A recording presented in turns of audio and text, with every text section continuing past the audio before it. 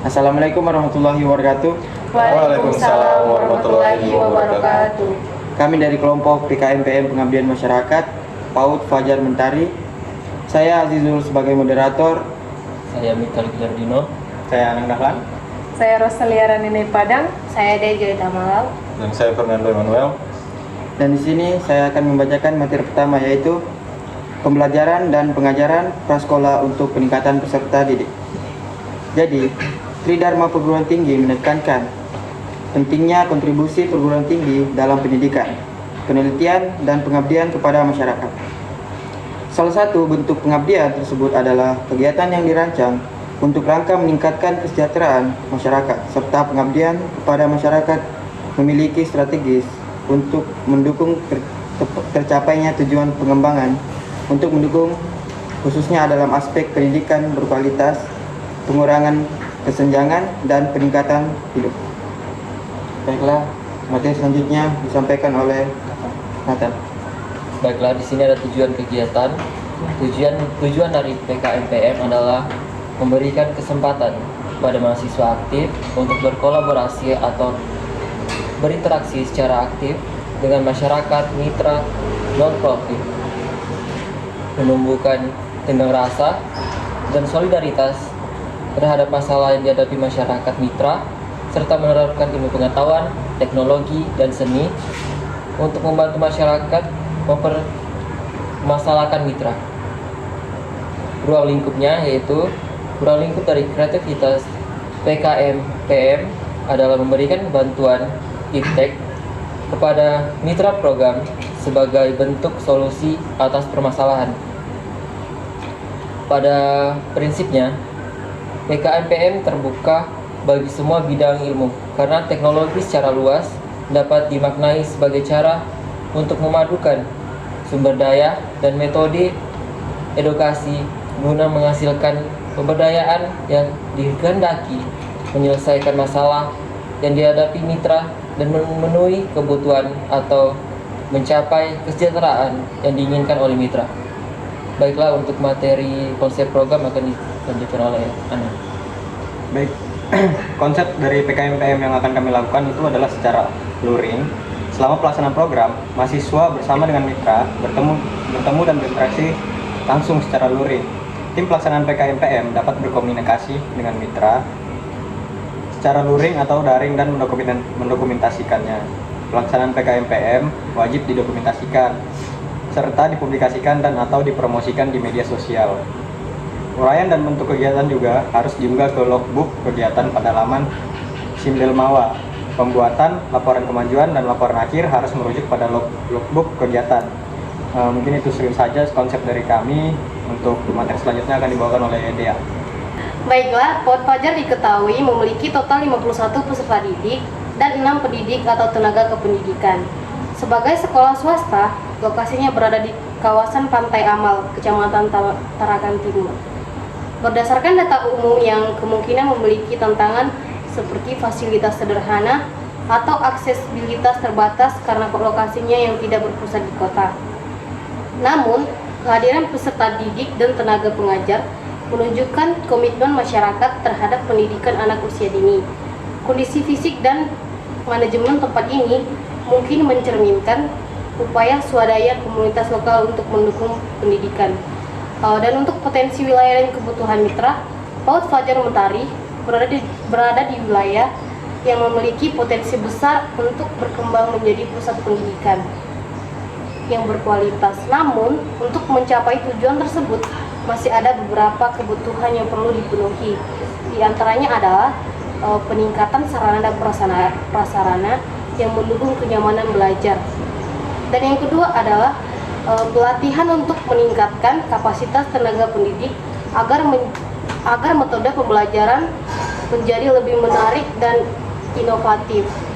Dan yang ketiga adalah untuk renovasi ruang kelas untuk menciptakan lingkungan belajar yang aman dan nyaman. Yang ketiga yaitu penyediaan alat peraga pendidikan yang sesuai dengan kebutuhan anak. Dan hubungan masalah dengan rencana solusi. Saat ini, PAUD Fajar Mentari menghadapi beberapa tantangan.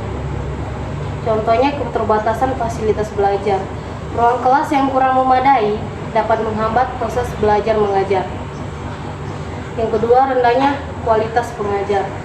Hal ini disebabkan oleh minimnya pelatihan bagi tenaga pendidik untuk mengadopsi metode pembelajaran modern. Dan yang ketiga adalah solusi. Di sini kami menawarkan 3 langkah solusi yang diharapkan dapat membawa perubahan nyata. Yang pertama, pelatihan intensif bagi tenaga pendidik. Ini berfokus untuk mengembangkan metode pembelajaran yang lebih kreatif, interaktif, dan relevan dengan perkembangan anak. Yang kedua, renovasi ruang kelas. Dengan ruang kelas yang nyaman, suasana belajar menjadi lebih kondusif baik bagi anak-anak maupun tenaga kerja. Yang ketiga, yaitu penyediaan alat pendidikan. Alat peraga yang inovatif dan edukatif akan membantu anak-anak belajar dengan cara yang lebih menyenangkan dan efektif. Baik, sekian pemaparan dari saya. Selanjutnya akan Rosa. Baik, rencana proyek kami yang pertama, penggalangan dana dan kemitraan. Bekerjasama dengan lembaga pemerintah, perusahaan swasta, dan komunitas lokal untuk meningkatkan fasilitas fisik seperti ruang kelas, menyediakan alat peraga edukatif dan bahan ajar, mendukung pengadaan sarana pendidikan lainnya. Yang kedua, pelatihan profesional untuk pendidik, menyelenggarakan program pelatihan guna meningkatkan kompetensi pendidik dalam metode pembelajaran yang kreatif dan inovatif, pengembangan kurikulum yang relevan, teknik manajemen kelas yang efektif. Dan yang ketiga, edukasi dan keterlibatan masyarakat, memberikan edukasi tentang pentingnya pendidik anak usia dini melalui kegiatan komunitas seperti lokakarya atau seminar, program dukungan seperti kelompok belajar atau pendampingan orang tua, kampanye untuk mendorong partisipasi aktif orang tua dan masyarakat. Jadi dari tujuan rencana proyek kami ini yaitu menciptakan lingkungan yang mendukung agar setiap anak mendapatkan pendidikan usia dini yang berkualitas demi perkembangan yang optimal. Sekian dari materi yang saya jelaskan. Materi selanjutnya akan dijelaskan oleh Nando. Baik, di sini akan dimunculkan infografiknya. Jadi yang pertama tuh ada beberapa poin yang akan saya baca. Dari infografik pertama ada survei dan observasi awal. Bisa dilihat sumber dananya dari dana PKM dan itu terkait transportasi dan dokumentasi.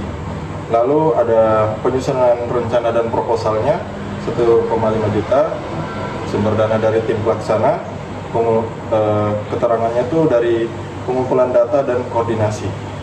Lanjut ada pengadaan alat peraga edukatif, biayanya 3 juta, sumber dana mitra swasta, dan juga itu untuk pembelian alat dan bahan ajar.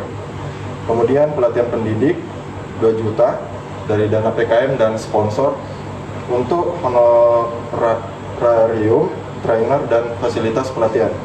Lanjut, sosialisasi kepada masyarakat berkisar 500.000, sumber dananya dari komunitas lokal dan juga untuk biaya sosialisasi dan kegiatan komunitas. Kemudian monitoring dan evaluasi sebesar 1 juta dari sumber dana tim pelaksana untuk evaluasi dampak kegiatan. Dan terakhir penyusunan laporan akhir 500.000 tim pelaksana untuk penyusunan laporan dan publikasi. Total biaya yang untuk kegiatan PKMPM ini adalah 9,5 juta. Tabel ini mencakup rincian biaya untuk setiap kegiatan serta sumber dana dan keterangan terkait. Biaya dan kegiatan dapat disesuaikan dengan kebutuhan spesifik program. Jadi ini adalah RAB dari kegiatan PKMPM kami.